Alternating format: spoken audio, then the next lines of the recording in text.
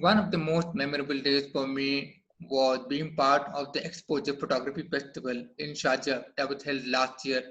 I'm truly so grateful to be a part of this because I got to meet and exhibit with photographers from around the world who I look up to. One of the photographers who truly stood out for me was Laurel Chor, and I was truly blown away. I was so intimidated. Laurel, thank you so much for being part of this show. Thank you so much for having me. It's my pleasure. So I love that you use the term visual journalist to describe yourself. Your photographs truly depict that, and they truly resonate that, from covering protests to inner political workings to air travel in renewed conditions, which you just wrote about a few months ago. And your work is always recording history. Did you always see yourself in this role, and how did the journey begin for you? For me, photography was always something that I wanted to do from quite a young age. I started taking photographs in my early teens, but I never really knew how to actually make that a career path.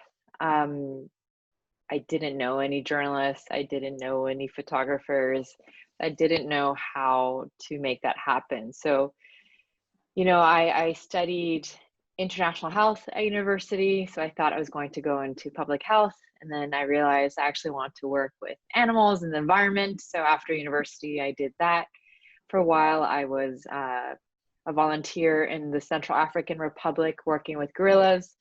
But then after that experience, I sort of realized that whether it's public health or conservation, these topics that I care a lot about, the common thread for me was that I really liked telling people about these issues. Working in those fields, having tried that, I realized it wasn't really for me, but I'm still passionate about these issues and I still want to tell people about them. And I realized that's what I wanted to do, was to tell stories about these issues. So I went back home to Hong Kong. I tried freelance photography. And eventually I realized, if I want to become a photographer, it'll be a lot easier if I can write. So I started writing, and my first journalism job was for a blog called Coconuts. And I was actually an editor. So I was mostly writing, but I also took photos. I also made videos. And that led to my next job, which was a TV producer for Vice. And now I've been freelance for about a year and a half, doing a bit of photography, video, writing, mostly photography. So your photographs and your artwork have been the most impactful one that I've seen in recent times. Uh, so I've been meaning to ask, do you think your writing background has helped your visual storytelling? Yeah, that's a great question. I think absolutely. Any communicator, I think, needs to be able to write. Even if writing isn't your medium, you're going to have to pitch stories, you're going to have to write scripts, you're going to have to write captions. And having that writing background is so important, for even just the sake of your career, but also as a storyteller, you don't want to always have to rely on finding a writer who can tell the story. I mean, I do think that ultimately it's probably best to have one person focused on each medium. But as a freelancer and as media budgets are continuously shrinking, the more skills you have, the better. And for me, I think, in the pieces that I both write and photograph, I do think I have a different perspective, that the storytelling is different when it's coming from the same person, because sometimes a lot of stories that are written by one person and photographed by another, they don't really show the same thing necessarily. You can tell there's almost two different stories being told. So writing is such an important skill. And for me, even just framing things in terms of, storytelling, I think, is ultimately similar across all mediums. You have a beginning, a middle, and end. You want a really an opener that hooks on, that makes the audience hook on to the story. You want a nice ender, and all these principles apply to any form of storytelling or journalism. So writing definitely helps. And I think, having worked as an editor, you're also good at trimming the fat and cutting stuff out in a ruthless way. So I saw a video that you produced on the Hong Kong protest, and it looked very similar to a war zone. Uh, so what kind of precautions and safety measures did you take, or what was provided for you to be part of those events? And my follow-up question with that is, would you say that being a photographer during a protest is very similar to being a war photographer? So in terms of safety precautions, by the end of the protests, definitely a helmet. There's a lot of projectiles from both sides, bricks and Molotov cocktails from the protesters, and from the police side, you have tear gas canisters, you have rubber bullets, pepper bullets. And then for your, with so much tear gas and pepper spray, you definitely need a full face mask. Some people, I think especially early on, they wore half face masks, but that's not good enough because you need something that's really has a seal around your face. Because if tear gas or pepper spray touches your eyes, you can't really work for quite a while. So you want to protect yourself. And it does take getting used to, in terms of being able to take photographs or film from behind a mask. And then you want to be clearly marked as press. So on my helmet, last year I wore a press vest. It's a bright yellow vest that says press on it. This says press on my backpack. So you're very clearly marked so the police and protesters know who you are and why you're there. And then definitely you want to wear natural fibers, so cotton, because if you get hit with fire, you don't want something that's synthetic and will catch fire very easily. Most important is helmet and mask and being clearly marked and not being flammable. And then beyond just the gear, you want to just have good situational awareness and make sure you're not putting yourself in unnecessarily dangerous situations. Is it similar to a war zone? I'm not a conflict. I haven't covered war myself, so I can't compare it personally. I think it certainly felt like a war zone to many of us, and those comparisons were made often. But ultimately, there wasn't. I think the risks are just not the same. There weren't live ammunitions or grenades or machine guns, so the risks are different. But it's probably much more. The confrontation was almost hand to hand, right, in some cases, whereas I think war, it's much more further apart. So it's very different, but I think I wouldn't want to detract from the dangers of a real war zone with live ammunition, but it certainly felt that way.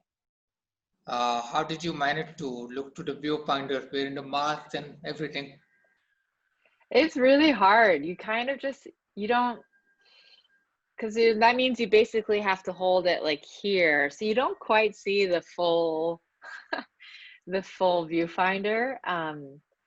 Some photographers shoot with mirrorless cameras with the live, so they'll just have the screen on and they'll hold the camera in front of them. Right. That's probably a good way to do it, but for me, that's just not how I work. But it's hard, and a lot of time you're kind of missing the shot, or it's framed badly. So it's just a lot of practice and a lot of blind shooting, and definitely holding down the shutter a lot, just hoping you get the shot. Yeah. So it's not uncommon for a photographer to have some sort of a brush either with controversy or with authorities. I myself have gone through this as well. How have you been managing it, and how have you had to confront the same situation? Is there any story that you would like to share? I think something that's been very well documented is police behavior towards journalists over the last year. A lot of verbal abuse, physical abuse, pushing, tear gassing, pepper bullets. accusing journalists of being fake journalists, you know, targeting journalists. The last week, just a week ago, we had the owner of a media company here who was arrested, along with 4 senior staff from the media company, as well as another freelance journalist. So there are, you know, in the field, you have to deal with the police, and that's definitely a challenge. I think you just have to keep your cool, right? Which can be hard, but you just have to focus on your job and realize that, you know, there's nothing you could really do that would help you except to try to de-escalate or follow instructions or get out of the way. So in that situation, you have to keep your cool and do what you need to in order to stay safe and you know, to not get in the police's way. Legally, in terms of protecting yourself, I mean, there's not much we can do. You know, the law is quite vague and sweeping, but of course that is an extra consideration now, realizing that under this law, it'd be easy, it wouldn't be difficult to do things that would break this law, even unintentionally. So that's an extra consideration. It's only been a month and a half, so we're all still getting used to it and figuring out where the line is that we can't cross. But you know, these are all considerations for any Hong Kong journalists now that even a year and a half ago we weren't really thinking about as much or at all. So how was the experience photographing the artist Yayoi Kusama? As an art graduate, I am very fascinated by her work and intimidated by it at the same time. I loved your portrait of her. Thank you. So that was just a very quick portrait that I took while actually filming a video piece for Vice. So it's actually a funny experience, but it didn't end well. We were in Japan to film the opening of her museum, and we had this exclusive, you know, time with her inside the museum. We were supposed to have this exclusive interview with her, but right before I took that portrait, actually, my correspondent, my colleague, was just making small talk with her, and they weren't happy with that because they said he asked very simple questions, and they asked that we change the correspondent for the actual interview later, and we refused, and we called the whole thing off. Oh. Yes. Yes. So I mean, my colleague wrote a piece about it, and I can defer you to it. But essentially, he's Black. He's a Black American man, and we believe that racism had something to do with it. So I'm sorry, this is not a positive story for you, but it was certainly a controversial experience. I can imagine. Having photographed artists myself, I also have seen a glimpse into that. So, do you have any advice for budding photographers, aspiring photographers who would like to go into this field, especially photojournalism? Yeah, I always tell young people that in this day and age of social media, of iPhones, you don't need an assignment, you don't need an editor, you don't need permission to go out and tell stories. Like, if you want to be a photographer or writer or filmmaker, then you should be taking photos, writing, and making films, even if no one's watching them, even if it's just for YouTube or for yourself. Like, you need to be going out and making those things, even if it's just with your iPhone, right? So don't wait for permission from someone to go out and do these things. And because also in this day and age, until you have that portfolio of work that you can show, whether or not it's actually published, like, no one's going to hire you. You need to be able to prove that you can do this. So that's my main advice, is to make sure you're actually doing what you want to do on your own time and improving your skills, and to also just learn as much as possible. All of us, amateurs and professionals alike, will learn a lot from this. Thank you for imparting Yeah. this very wise advice. I would love to know more about this piece that you did about air travel when COVID happened. Now, I mean, obviously, travel is allowed to some extent here. But the reason I'm so reluctant is because, when you posted that article, obviously there was a lot of efficiency, whole screening process involved there. But how was the experience then? And you think it has changed a little bit now compared to when you wrote a piece about that?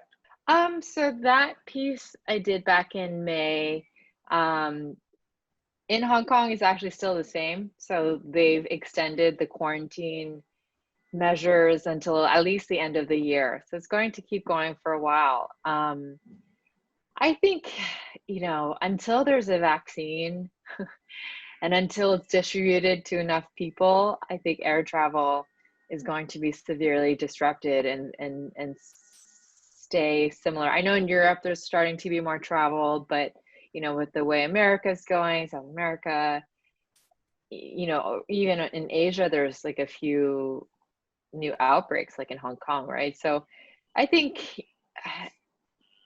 air travel is going to involve some sort of testing and quarantine for a long time to come. How do you think this pandemic has affected you? And do you think as a community, as a collective humanity, community, do you think it has made us more sensitive to each other? And where do we go on from here?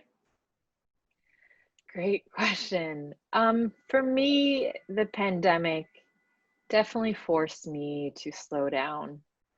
And for the first time in my life, I have a routine, and I've been able to focus a lot more on taking care of myself, which, of course, I'm very privileged. I'm very lucky that my life isn't completely, I haven't lost a job, I haven't lost loved ones to COVID. So, and, I don't have immediate worry. So, I'm very privileged and lucky in that sense. And because of that, I've had this extra time to do a lot of reflection, kind of think about what's important.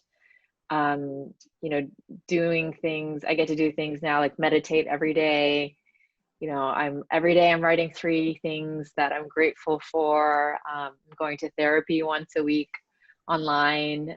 So things like that I wouldn't have had the time to do otherwise, and things that I'd always wanted to do, but for whatever reason wasn't able to. So now having that space to think about what's important to me, how to take care of myself, what do I need as a person, how do I want to go forward, has been really valuable. And also in terms of the world and the global community, I think it's quite, although especially at the beginning it was very scary, I think there's something really powerful about this global solidarity, right? Like everyone has gone through COVID-19 in one way or another. And, the other day I was on the phone with someone in Washington, D.C., and we're all facing the same questions, like, oh, are restaurants open in your city? Like, are you going out to bars? Like, how often do you see friends?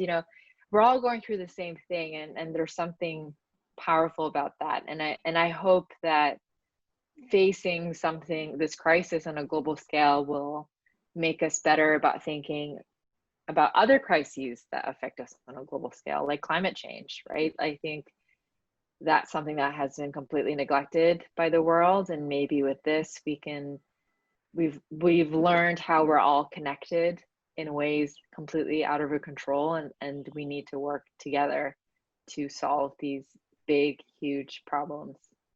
That's very inspiring. So Laurel, thank you so much. And once this is over, I hope to catch up with you soon. Me too. I would love to visit one day. Thank you so much for Absolutely. having me.